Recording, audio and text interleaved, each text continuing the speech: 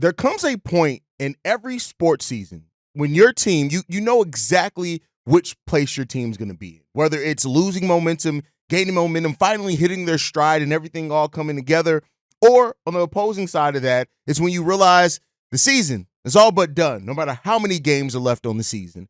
And I think with the Bulls' recent stretch and losing against teams with single-digit wins, I think we may be reaching and approaching that point for the Chicago Bulls. We're going to talk a little bit about that, plus dive into the mailbag as it is Saturday. That means this episode's built mainly around your voicemails. We're going to get into all that and more right after this.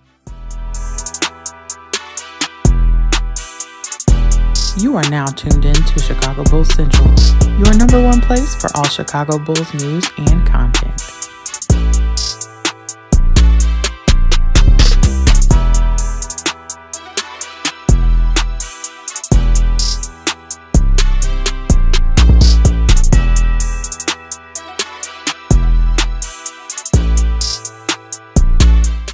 What's going on, Bulls fans? Welcome to another episode of Chicago Bulls Central, your number one spot for everything Chicago Bulls related. I'm the host here, Haize, but more importantly, you guys can follow the channel at Bulls Central Pod on every social media platform we happen to be on. With that said, let's go ahead and get into this content for today, y'all. And I think that I know there are some people still holding out hope. I understand that. I know there are a lot of Bulls fans that for a while there, when the Bulls were winning some games, that it seemed like, okay, maybe this thing is not done yet for the Chicago Bulls.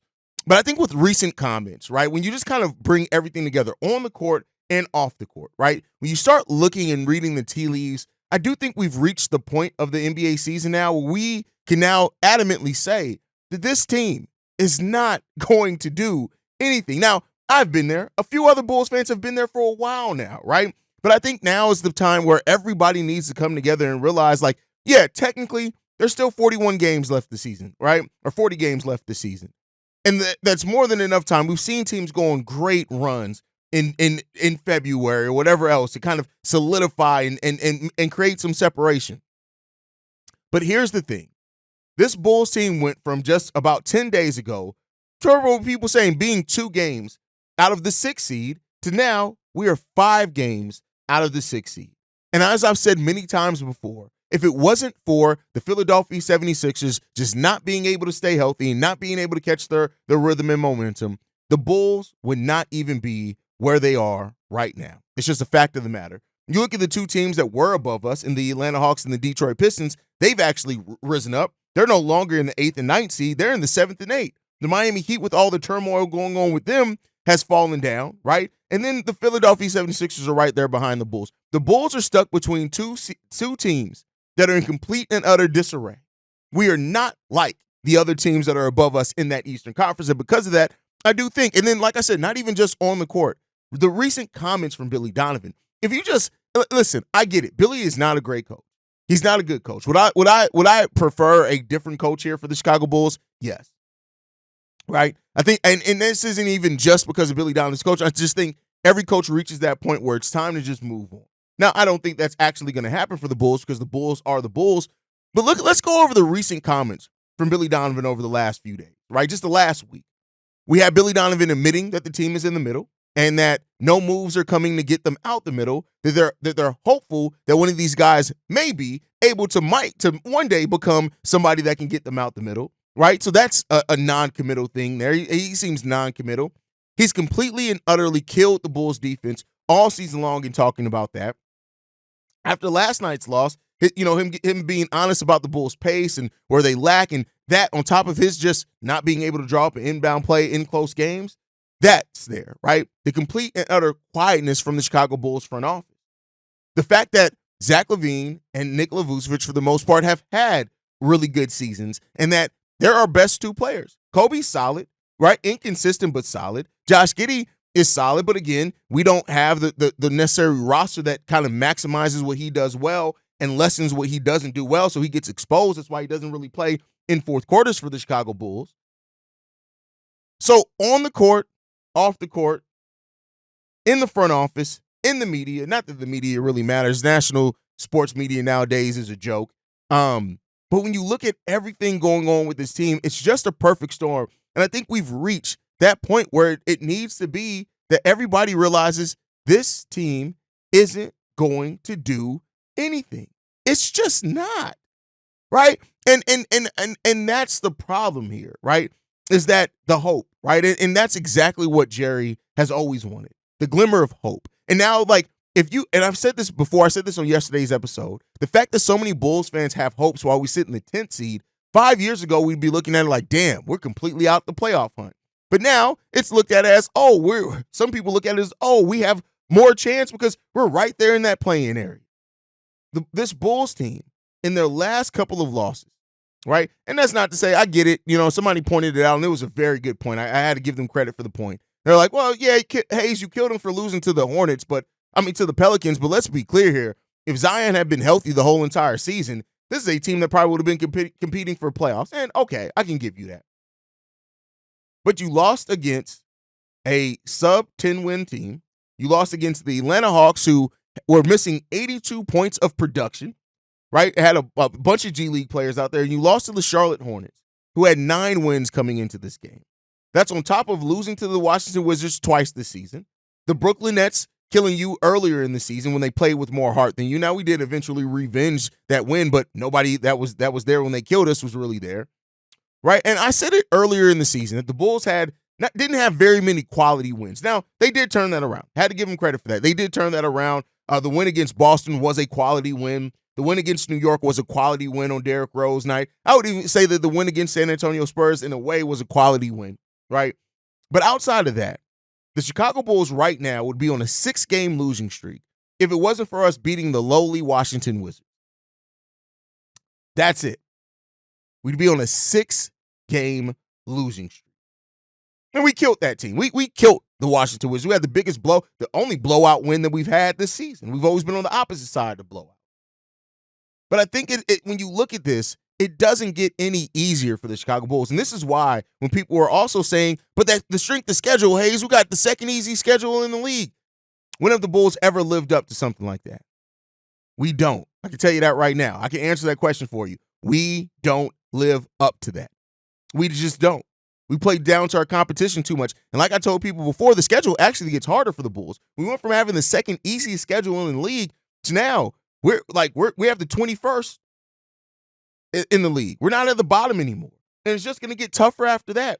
Over this season, we still got 2 games left against the Cavs, a game left against the Thunder, a game against Boston left, a game against the Rockets left, 2 games against Denver, and a game against the Knicks left on the season. This is not getting any easier for the Chicago Bulls over the remaining 40 games that they have left. This is why I say this. We got to come to the realization and realize it's done for this team. And I don't mean in the sense that they're not going to still win some games. They are, right? And I don't even mean necessarily they're going to miss the play-in. They could still very well make the play-in. But this team does not have it. And we continue seeing that killed. You just had a 5-game home stretch, the longest home stretch they've had in the last 2 years, and the only one that they have in this season nearly that long, and you came out of that with winning 1 game.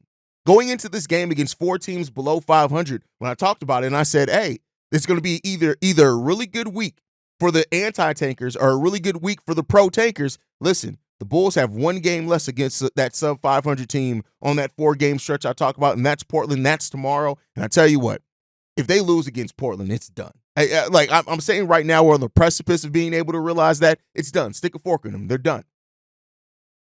This Bulls team has 18 wins. To even get back to what they were last season, that would mean 21 wins out of 40 games. You do the math on that. That's well above a 500 win percentage, and the Bulls just aren't that. And so it just comes down to this. The Bulls went from earlier, just at the start of this week, before this losing streak, they were on pace to win 37, 38 games. The Bulls are now back down to being on a pace to win 34 games, which is, again, below my prediction total for the season for the Chicago Bulls team. This is going to be a rough year for the Bulls. Now, for the people that come out on the other side of that and say, good, because guess what, Haize? You have a chance of keeping that pick. Yes, you are increasing your chances to keep that pick by going into this, by what's happening now. And like I mentioned on last night's postgame show, we heard that the Bulls were going to have a 35-game evaluation before they decided what they were going to do. And it's funny enough that the 35 game mark was the Derrick Rose night. And since then, other than, we got that win that night, we won against the Spurs the following day. But then other than that, it's been rough. So the Bulls have clearly picked their path, or their path has chosen them. Whatever way, we're on pace now for it to be a struggle for the remaining part of the season. And more so than anything, than us being honest with where this Bulls team, the people that need to be honest with where this team really is are the people in the front office. It's AK. It's Eversley. Those are the guys that need to be honest about where this team is, because you've tried to sell us on this competitiveness. The play-in isn't competitive. It's just not. The reality of it is it's not competitive. It's the antithesis to being competitive, because you are getting in there mainly just because the NBA created this tournament. Otherwise, at this point, right, the only thing that's making this interesting for the Chicago Bulls is the fact that the play-in was created. Because if you go back to before the play-in era, we'd be talking about this team like, all right, bet, what are we doing this offseason? It's unfortunate, man. But that's just the way that the cookie crumbles for the Chicago Bulls. But with that said, it is Saturday. It means it is Mailbag Day. Let's get into these voicemails. The first one, it's from BKR. Hello, Haize and the Chicago Bulls Central family. How are we doing on this incredibly fantastic, fun, and amazing time to be a Bulls fan? Just without the fun, amazing, and definitely not fun part to be a Bulls fan. But we do love it nonetheless. This is our community. This is the city that we represent. And this is the team that we want to see successful. And that's the main thing that people need to remember during this really tough period as a Chicago Bulls fan. Now, I think that the biggest emphasis I want to put on this voice message today is that I think people underestimate that there are problems in literally every single department of the Bulls right now. Whether that be the coaching, whether that be the players, whether that be, organization, front office, ownership, there is a problem everywhere. So although, people have an immediate thought process of trade this guy and trade that guy and bing, bang, boom, bada boom, bada bing, things are going to be all good. It's just not true. And when a team wins a championship, everything is flowing smoothly at the right time. If everything isn't flowing smoothly at the right time, you're just not going to win a championship regardless of how good you think things may be. Right? And that's the biggest problem with the Bulls, because every single department needs fixing in some fashion, in some way, right? Whether that be, Patrick Williams' problems, whether that be Josh Giddey's problems, whether that be even our bigger stars of Zach LaVine having his own issues and Vučević and all this kind of jazz, the players have their issues. And then Billy Donovan is a potato. And then you've got the organization that we don't even trust to make the right decision if they make a decision. And in regards to the draft that everyone's looking for, who's to trust this draft process from the Chicago Bulls? Because what have they really done to prove that they've got the capabilities to actually go and do something in this draft and select the right player?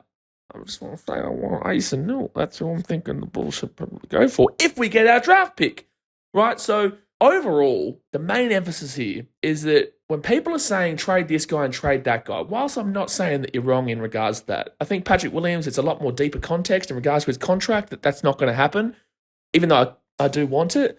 But people need to realize that we're not going to be a team that wins the championship next year just because we get rid of Patrick Williams. And we're not going to be a championship team in the immediate future just because of a couple of individual changes. There needs to be a lot of changes. I'm not saying a complete overhaul, but I'm not saying a complete overhaul.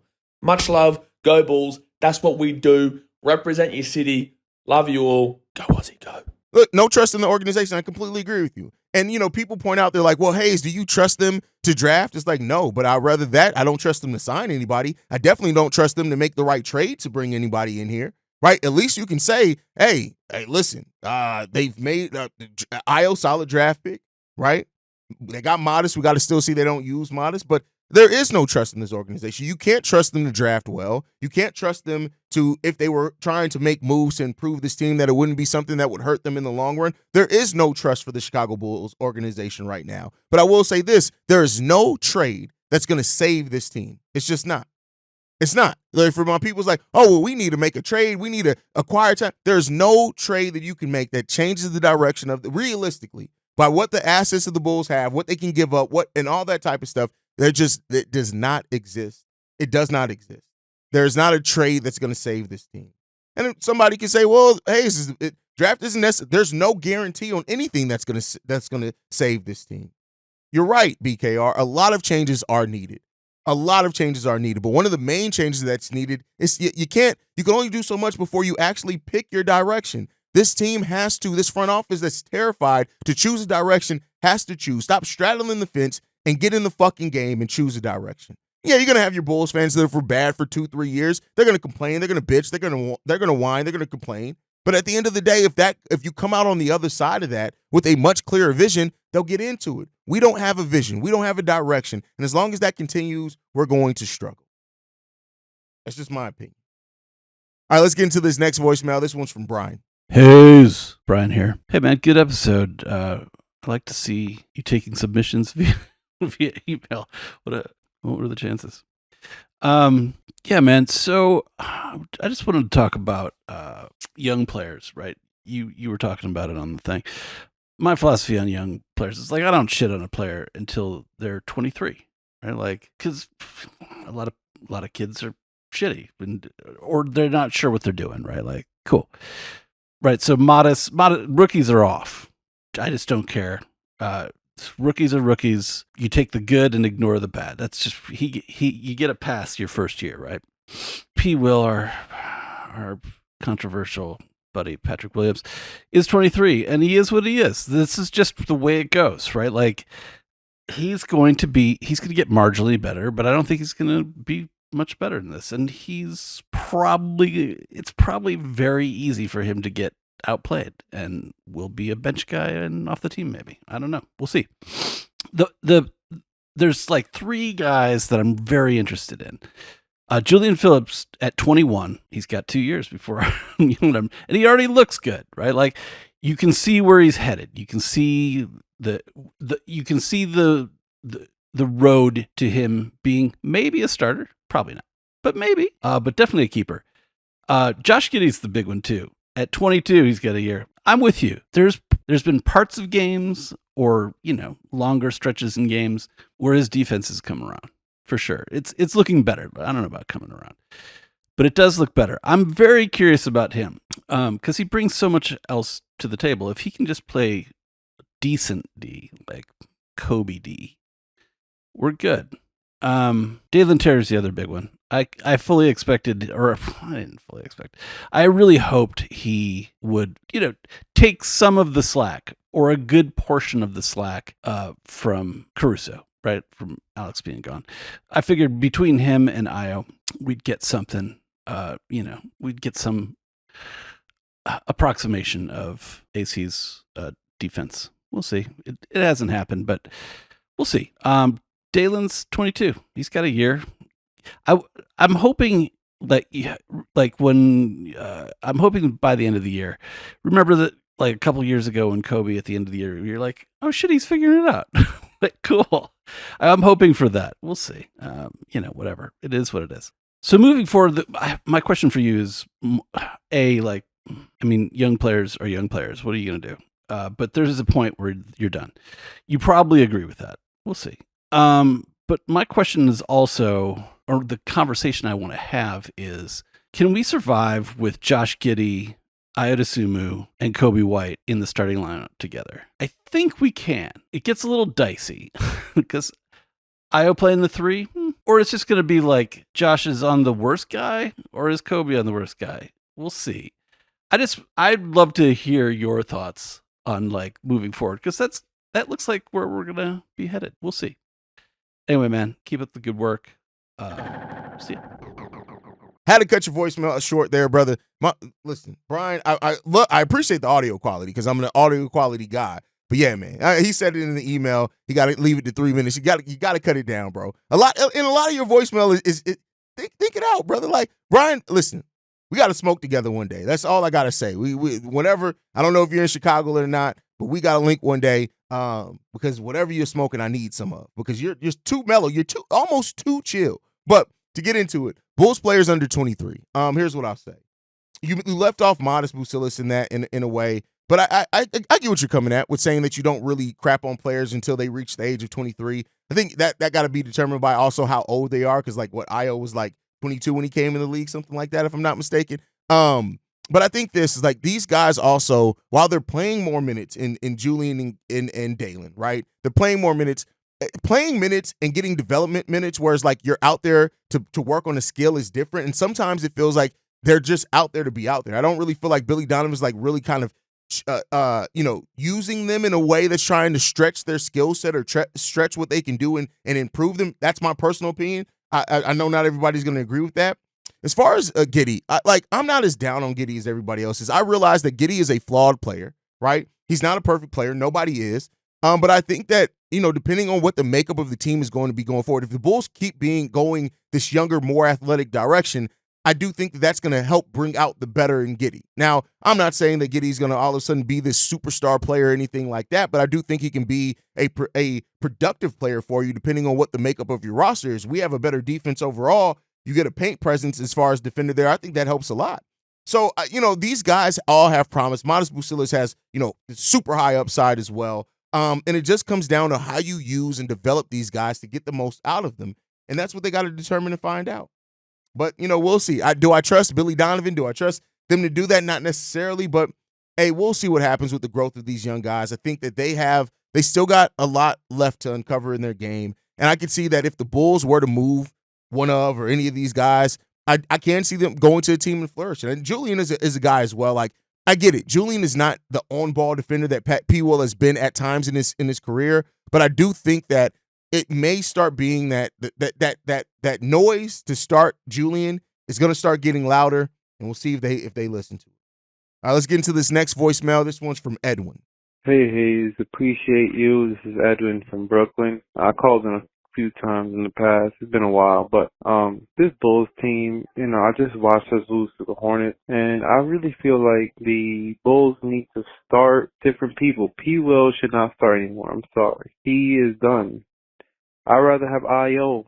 play the 4 than see P. Will start the game. It doesn't make any sense. I think Zoe should start. If he's ending the game with Zoe because of his defense and his IQ and his length, listen, no disrespect to Josh, but Josh has a negative wingspan. It is what it is. I think Zoe should start. Maybe Josh should start with Zoe. I don't really care, but P. Will got to not start. I.O. needs to start too. So I don't know who to cut, but that's just the fact. I.O. needs to start and Zoe needs to start. If we really want to see us start winning games, and honestly, if Josh can't finish games, because it's clear that they take Josh out at the end of the games, right? What that means, it means that he's making bad decisions and he's a negative player when it really gets tough. All right, so he shouldn't be playing. He should start. He should be off the bench. And honestly, Josh is probably going to be good off the bench because he still is good. He's a good player. So I honestly think Zoe should start. And I think that's all of our problem. I think we just got the wrong minutes distribution. The distribution of our minutes is wrong. So, I'm not going to make it. I could make it way longer. I'm going to cut it here. So just want to hear your thoughts on that. I just finished watching them lose to the Hornets, and that was some bullshit. Yeah, I don't think Zoe is going to start over Josh Giddey anytime soon, mainly because Josh may have a future with the Bulls, and we don't know if Lonzo is. And that's not even to talk about the players and who they are. Just the reality of it. The Bulls are probably going to be more likely to try to double down on a 22-year-old young player, right? That still has maybe a lot to left in his game, than try to re-sign Lonzo Ball with his injuries and all those type of things, even though he's looking amazing, right?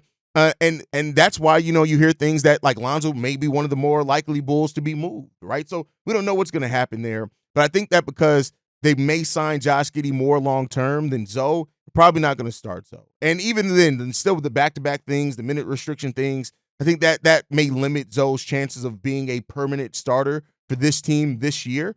And we'll see. I do think if Zoe's willing to take a team-friendly deal, that the Bulls will probably bring him back, and I would love to see that happen. But we'll just see how they play it. As far as P. Will, listen, Billy Donovan just said a couple of days ago that the Bulls there's been no discussion or thought to bench P. Will. Now, here's what I'll say. I hope with the production that he's doing sometimes, they do consider that. Again, that depends on what the team's motives are this season, all that type of thing. But I don't know if we're going to see changes to the starting lineup in that way. I'm not saying that it can't help, that tweaking some things, maybe you can't make it work. I don't get that inkling that they're really looking to do that. So, we'll see. All right, let's get into this next voicemail. This one's from CP. Yo, what's good, Haize? This CP. So I had a thought. I was listening to the live stream you just did with what is it? The Legion guy. I forgot the thing. So my bad if I butcher it. But I was just listening to it, and it got me thinking. Like the exact point that I got upset with the Bulls or with the front office or with AK is when he did that press conference and he confidently went out and said that in-season trades do nothing to improve the team. It was at that exact moment that I myself was just kind of like, okay, I just kind of accepted defeat, accepted where we were, and we just go forward from there. I know what we are. I know what we can be. However, we stay with Billy Donovan. We stay in the middle. We stay less than the middle just because of we have an okay coach. We have an okay team. But none of the players can figure it out. We're less than the middle. We're not terrible to keep anything together. We're not good enough to keep anything together. And then, we're not even enough to actually be in the middle. It's actually probably worse. And that probably made me more depressed than anything Bulls. I would much rather we go back to the Paul Zipser days and having campaign start as a point guard. I'd rather us go to that because then there's no expectations. I'd much rather have no expectations. So, that's my whole take on the whole thing. I don't know where we go from here. I have no faith in AK. I don't know, but that's my take on it. All right, pal. Peace. Listen, closer to the bottom than to the middle. And that's what I've been saying. And when the Bulls fans were saying things like, we're only 2 games out of such, I said it. We're closer to the bottom than to the middle. And that's just where we've been. That's been evident by what we're doing. It's been clear that we're closer to the bottom than really. We're not even in the middle. This looks like the middle now because of the playing. We're not in the middle. We're in the bottom. That's what we're in. We're in the bottom. We are bottom feeders. That's what it is right now. I think people need to just realize that. It just is what it is. If the season ended right now, the Bulls would have the ninth worst record in the NBA. It is what it is, man. So you gotta take a look at how things are going to continue to develop, and we'll see, right? But I get being hopeful. It's our team. People love the Bulls. You're supposed to be hopeful. You're supposed to be optimistic for your team, but at some point you also got to be real. And the realness of this team is we're just not that good of a team. We are a bottom tier team that we got to work ourselves out of it, and we'll see and hope that we can do that at some point because being honest with yourself about this team, it sucks to come to that conclusion, but again, you got to be real. That's all I can say on that one. All right, let's get into this last voicemail. This one's from Jeremy. Hey, yo, what's up, Haize? This is your boy Jeremy. I had to chime in a little bit just to tell you thanks. You bring the best content, different views, not just one perspective, so we do appreciate that. All your hard work, you're doing 8 shows a day. No one else brings that.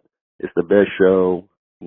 I was looking around. You're the only thing I found worth watching that I go to on the regular. If I'm waiting for something to break, I check to see what you're bringing. So just wanted to say thank you from all of us. And tell me what you think. I believe we're missing AO, what he brings, his speed, his defense, his overall hustle. Giddey's been improving lately. When AO was there, Giddey wasn't doing that as much. So I think with Giddey improving, Lonzo being back pushing, I think AO with his speed could bring a lot to the table. So tell me what you think. I appreciate it. Sorry for rambling, but first-time caller. Love you, Ace. Thanks, bro. Be red. First off, I'm glad you're enjoying the channel. Thank you for the love. I'm glad that I can provide content that you're enjoying. Yeah, and that's what I aim to do here, man. As far as Io, right?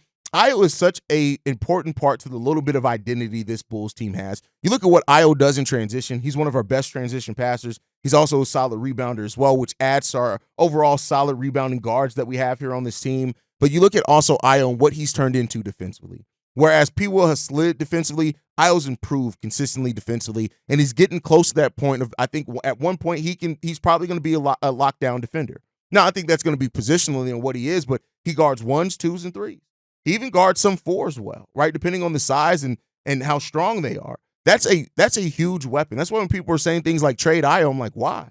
Like, he's on a reasonable contract. Even if you sign him to extension, he can only make so much money. We'll see. We'll see. I think ultimately, though, it comes down to Ayo Dosunmu is an important part of what we have going on here with Chicago, and I would really hate to see him leave. But then again, like I've said before, depending on the deal, I do think anybody can be got, depending on the deal, right? Not that was part of your question, but yeah, I'm glad to see Ayo back out there. I'm glad that he's been out there now for 2 games, and hopefully he continues ascending and gets back to that rhythm he was getting into before he went down with his injury, because we do need Ayo. Ayo is an important part of this team. But guys, thank you so much for leaving those voicemails. Make sure you guys are following the show at Bull Central Pod. You can send us any feedback, questions, comments, concerns. BullCentralPod@gmail.com. Lastly, if you want to leave a text message and our voicemail for the mailbag, the number to do so, 773-270-2799. We are the #1 spot for everything Chicago Bulls related, but that's thanks to you lovely and beautiful people. And like I like to end every episode on, go Bulls. Love you guys. See red if you can, y'all. Peace. This has been a presentation of the Break Media.